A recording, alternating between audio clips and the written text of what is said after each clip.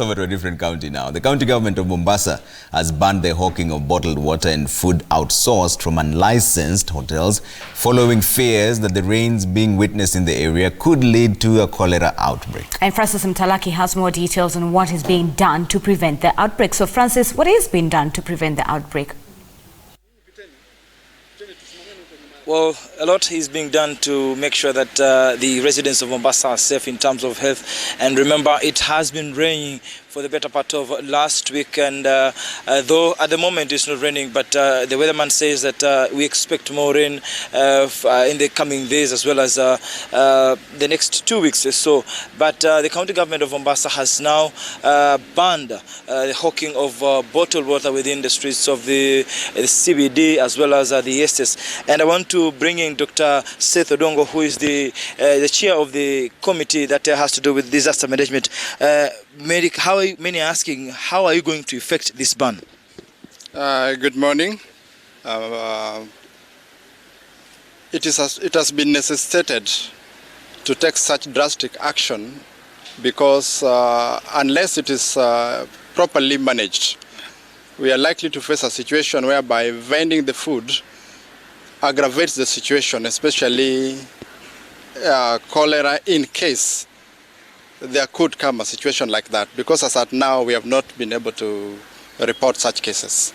But we want to ensure that it is actually managed and it does not occur. Many are asking the waterborne diseases, how do you have any long-term measures basically you're trying to implement in making sure that this issue is resolved? Because this is not the first time it is happening, and residents are complaining. The problem is the drainage. Now, the drainage has been really improved over time because apart from the common knowledge that Mombasa and the entire coast region is basically at zero level. So if it rains, it's likely to flood. And if we ensure that the drains are working very well, then of course the situation will be mitigated. And of course, if you look at what has happened this time, we have constructed bigger drains, especially in places like Chani. The reason why this time Changamwe has not experienced so much flooding, and also most parts of the town. But we expect that whenever it rains, because of the low level, there would be flooding, but after it subsides, then the water will go down. But we are working around the clock to ensure that the drains are cleaned, and that's really what we did the other time. That's why you see that the situation has really been good this time. Thank you. We could have Mr. Albert. And you are coming from the infrastructure department, and the major concern is has to do with the drainage. And what are you doing to make sure that maybe the structures that are illegal or have been put up in the drainage system have been able to be cleared?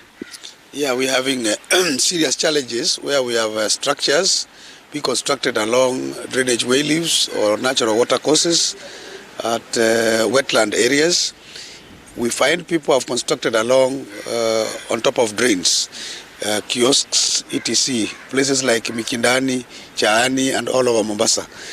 We have challenges in areas like Utange, along the old Marindi Road, the whole of it. We have people who have encroached on the drains, people have blocked natural water courses. What we are appealing to them as a county is that it is now that they must move out of the drainage way leaves and natural water courses plus wetlands. In the absence of that, then we shall be having a recurrence of where the rains come, people are flooded, then the county is told you are not doing nothing. We must all live as people, and so that we are able to allow the water to go down. The natural water courses were not created by the county, they were created by God. So we must allow God to take his course and take the water to the sea. So we are appealing to all the people who have encroached before we come down, which we will be doing very soon, to be able to clear them up. And how are you going to affect this ban, given that I've been able to see some of the hawkers selling bottled water in town? We have enforcement. First of all, we will want them to heed the appeal, because it is the interest of everybody that we don't have these diseases. But if they don't, then we shall have a lot of enforcement to go around and ensure that we reflect that. We are also appealing to the people. But most of the drainages are blocked by drainages and generally, not drainages, sorry, by garbage, solid waste. People drop their solid waste, which is garbage, along these drainages. People drink their water, bottled waters, and just drop them. I wish you would have seen what happened around Kongoya when we were cleaning the drain along Matopeni. We removed so many bottles of bottled water that were removed over a very short period of time. If we all took care of that, we will be able to move, because the county can't be everywhere and the rains rain everywhere. Yes. Thank you so much for your time. Well, that is what we have from Mombasa County with regard to disaster management and what the county government of Mombasa is trying to do to make sure that the residents are safe in terms of health matters. Back to you, Zinzi and Trevor.